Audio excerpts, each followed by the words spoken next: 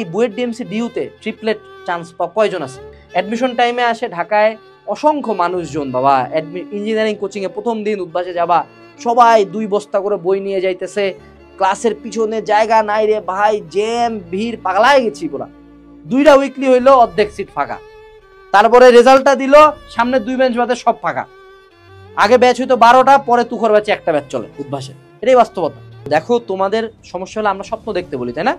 আমি ইলন মাস্কের মতো স্বপ্ন দেখতে বলি, সব ঠিক আছে। সবাই সবচেয়ে ভালোটাকেই টপটাকে দেখতে চায়। বুয়েট ফার্স্টের তোমরা সাক্ষাৎকার শুনো, মেডিকেল ফার্স্টের সাক্ষাৎকার শুনো, সে বুয়েট ডিএমসি ডিইউ সবগুলাতেই টপ করছে, এগুলো শুনো। বাট আলটিমেটলি এই বুয়েট ডিএমসি ডিইউতে ট্রিপলেট চান্স পাওয়া কয়জন আছে? 1জন বা 2জন, রাইট?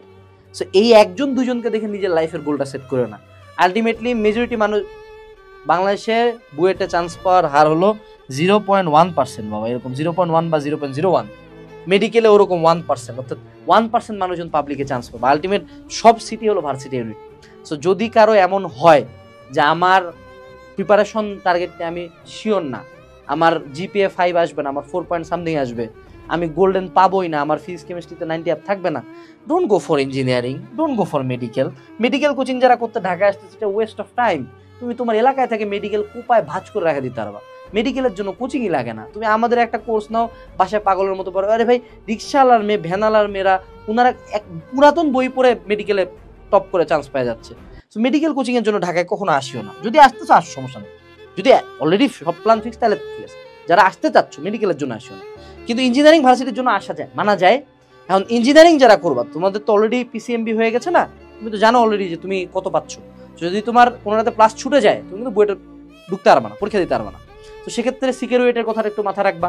ইঞ্জিনিয়ারিং রিটেন আর ইঞ্জিনিয়ারিং এমসিকিউ কিন্তু আলাদা, এটা কিন্তু একটা পয়েন্ট। দ্বিতীয় যে পয়েন্টটা, যদি কারো সেলফ ডাউট থাকে, যদি মনে হয় যে না বিনা কারণে মাইন্ডসেট দেখা দেখি বুয়েট মেডিকেল চুজ করছি বাবা, বিনা হেজিটেশনে switch to varsity unit. Admission টাইমে আসে ঢাকায় অসংখ্য মানুষজন বাবা। ইঞ্জিনিয়ারিং কোচিং এ প্রথম দিন উদ্বাসে যাবা, সবাই 2 বস্তা করে বই নিয়ে যাইতেছে, ক্লাসের পিছনে জায়গা নাই রে ভাই, জ্যাম ভিড়, পাগলাই গেছি পুরা। 2টা উইকলি হইলো, অর্ধেক সিট ফাঁকা।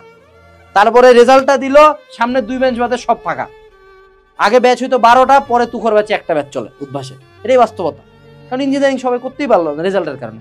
সে পোলাপান যদি পরে প্রথম থেকে ভার্সিটি ইউনিট করতো, ও ঢাবিতে একটা টপ ক্যালিবার রেজাল্ট করতো। মেডিকেল কোচিং প্রথম থেকে আছে, মনে করো অনেকে 40-50 পাইতেছে, তাও মেডিকেল কোচিং করতেছে। আজও মানুষজন ভাই, আরে ভাই 40 যে পাইছে, তুই তো মেডিকেলে পাবি না, বুঝা পাচ্ছিস? তুই ঢাবির জন্য পড়, তুই জাবির জন্য পড় না, ও পড়বে না।